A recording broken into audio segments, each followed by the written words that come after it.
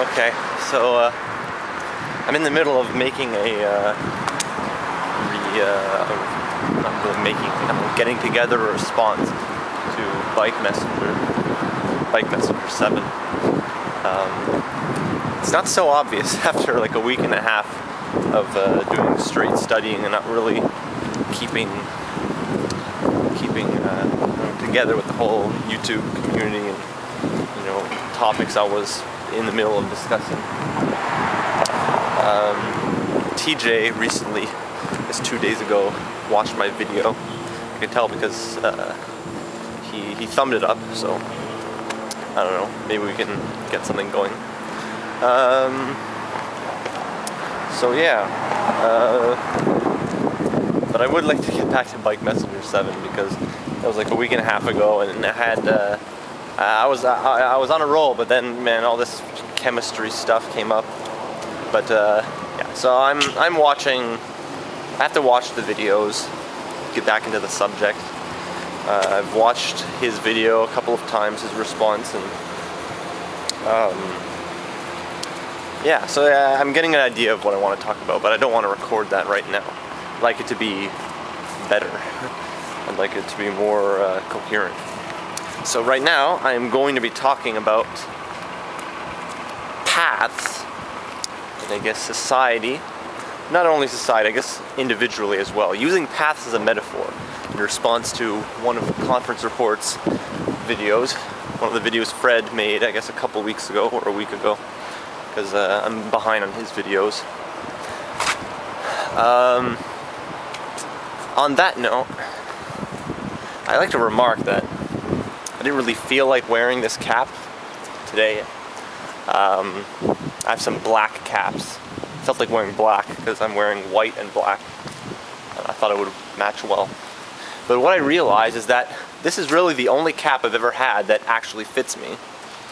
Like every other cap is, I don't know, I'm pretty sure I don't have an exasperatingly large head, because, I don't know, in high school there would be just some immature mockery about me having a big head.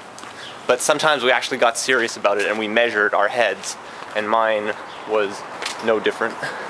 So maybe it's just the form of my head that makes cap wearing quite difficult. But this one isn't even adjustable. Look at that. It's not even adjustable. And it fits perfectly. So there's that. Now back to paths. I'm gonna have to finish this video on the way home because I'm approaching my destination, the metro system. Using paths as a metaphor, that's what I'm going to talk about. I'll be back. Alright, so let's look at this metaphor.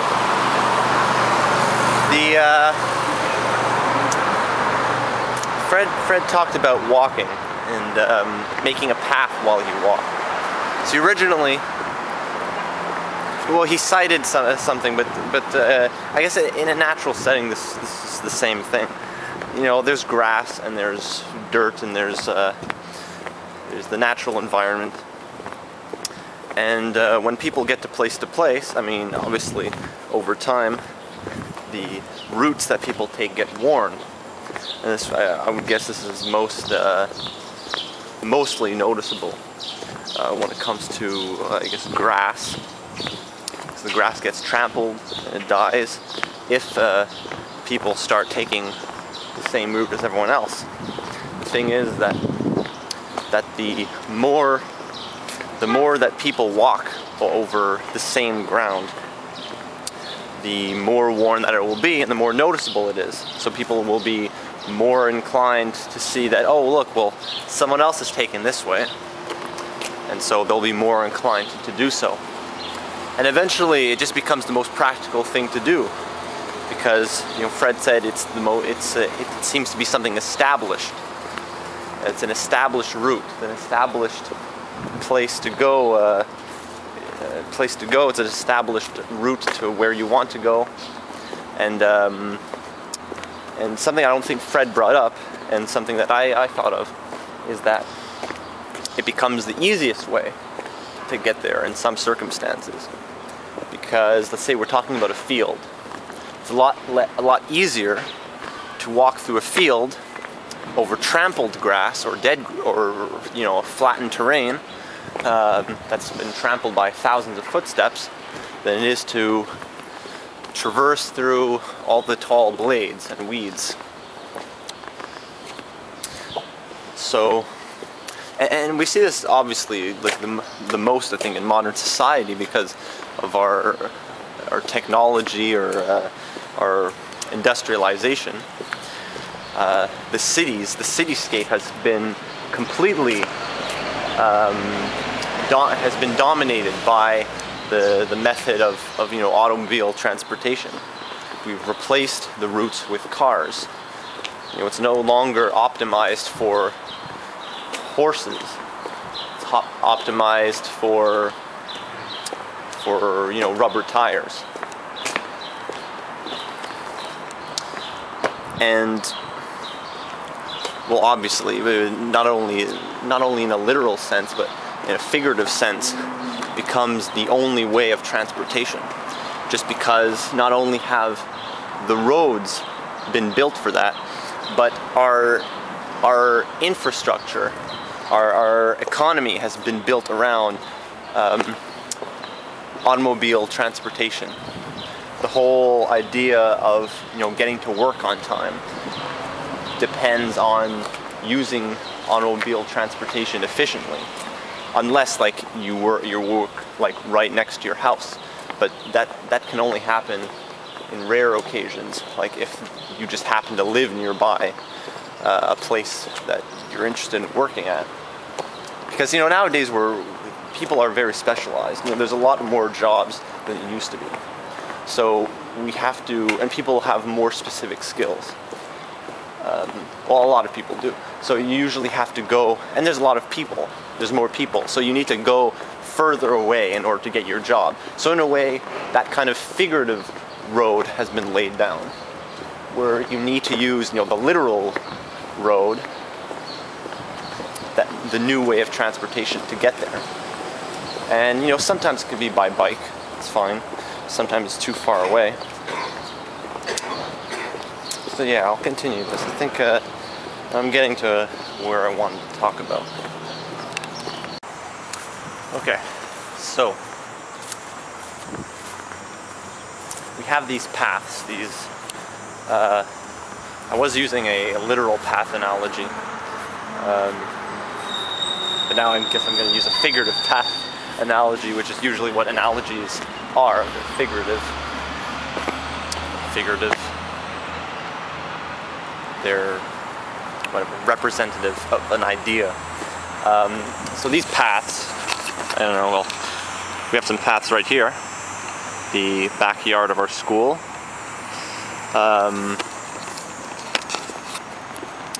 They have, well, I mean, what Fred was saying, I mean, they are quite tempting. Sometimes you feel like going onto the grass, taking a break from the hustle and bustle of society. I think I can make a comparison of me deciding to walk on the grass. It's the kind of emotion that you have when you say, you know what, I'm going to appreciate the softness of, this natural or pseudo-natural ground. Which is, I guess, the same sentiment. It's kind of anti-establishment, I guess, I don't know, state of mind. Not anything to do with rebellion, but more like I want to go against this whole industrialization thing, which while it's practical, it's nice to, I guess, lay back in the simplicity of nature.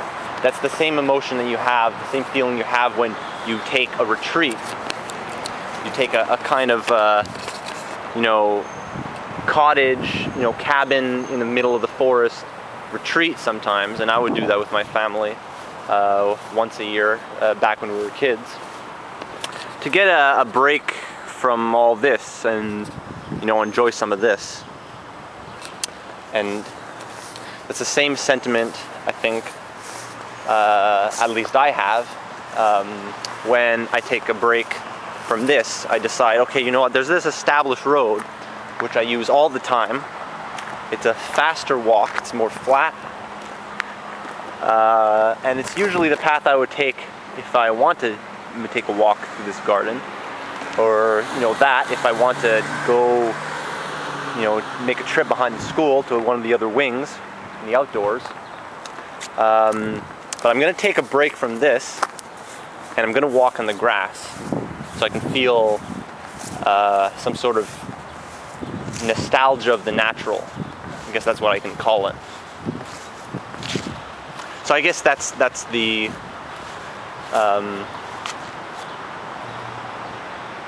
what you can say, I guess, but when you're going out for a hike and there's a path, it's if you want to take the less walked path, you want to go through the leaves and the trees. Same kind of feeling, I think. And I guess to bring that back around to the figurative paths that I was talking about, figurative paths, I wonder if I can connect that to the paths that society sets forth for us. I know Fred mentioned religion. He said that wasn't the only one. I'm going to bring in some other ones now to make a link. Because we have that automobile thing that I was talking about before. The whole car thing. Obviously in the short term, and even in the long term, maybe not in the extreme long term, depending on how our technology develops, we're not going to revert our cities back to being, dirt roads and, grassy hills, grassy plains with buildings lined up among nature. I know my city, Montreal, does have quite a bit of trees compared to other cities that I've seen. Another city, Paris has a lot of trees. I think it has more trees than Montreal does. So I was at Paris recently. But what I was saying about these figurative paths, we're not going to be going behind, in that sense, of having these paved roads all around the city. But more and more people are taking public transportation, which is a more efficient way of, I guess, using these roads and consuming this petroleum, whatnot. And more people are more conscious about their health at the same time as the environment. So people will go biking when it's when it's not like heavy snow outside or heavy rain. Depending on what I'm wearing and what belongings I have on me, I would be totally fine going out for a run or for a bike in the rain. I rather like the rain when it's not damaging to my belongings, of course. But yeah, there's that kind of movement of trying to step back against these social habits, which I guess Fred was referring to as these kinds of paths that have been made by popular use. Cars have become so popular that we built our cities around it. But we're gradually trying to, I guess, reduce the impact of that habit. But that's the thing. Something that I wanted to mention is that like Fred said, that there are these paths that are established, but that doesn't mean that they're the best things. They're tempting, I think, because they're the easiest things to take.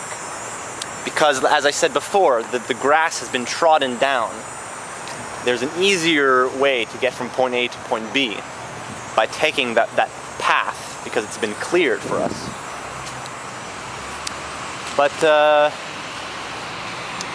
and so it's so much more convenient for us to go along our everyday lives to take that path that everyone else is taking, because there's so much demand for it. People are buying cars, people are buying petroleum, People are, petroleum gas, essence, whatever you want to call it, for their cars. It's a high demand for it. But I guess the more people invest, even though it's difficult at first, and that's the thing, it's not really difficult. After the path has been made through the tall grass, let's not use this as an analogy. Well, we can use this as an analogy, but I'm not really talking about this. It's not too difficult to walk in the grass. It is slightly easier to walk in the path. But picture a field with very tall grass. How about I bring down the camera? You can maybe picture that. Okay. All right. So we're in a field, very tall grass, and there's this flattened terrain that's been made. Okay. It's a lot easier to walk down here. But what about before this path was made? It was just field. All right? Now, after the path has been made, is it any more difficult to walk through the field than it was before the path was made? No. Because we get used to getting from point A to point B in our cars very fast. We get higher standards, I guess, in terms of how easy things are supposed to be. So my backpack is open. Oh crap! Yeah. So we get, maybe we don't get too high expectations. It's good to have an improvement in our standard of living, but taking a walk isn't any harder than it was before cars were invented. Walking through the bush isn't any harder now than it was before there was a nice path to take. So I think this is a good analogy now. This is a good way to use this figurative road thing. Making technology, clean technology, whether it be nuclear fusion or better solar energy gathering methods, or wind energy, or whatever you want to talk about, was not made more difficult in theory, I guess, was not made more difficult than it was before there were cars.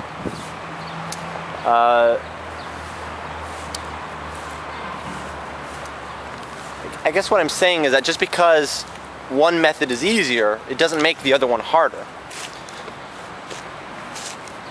It's not, it's only the temptation of immediate ease that's what keeps us from establishing maybe a route that would be a lot more efficient. Maybe the path is crooked and it's winding, and maybe if we put enough effort to to walking through the fields at first in a straight line from A to B, maybe eventually, if one person went and another person followed that guy's example, the road would become a lot easier. And then one day, when the grass is completely trampled, we all of a sudden have a much better path than we had before. And this is what I want to get to.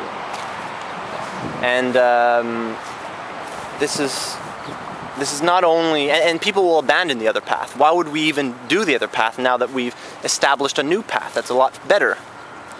No, once we have nuclear, let's say cold nuclear fusion, which is going to be in a long time, if ever,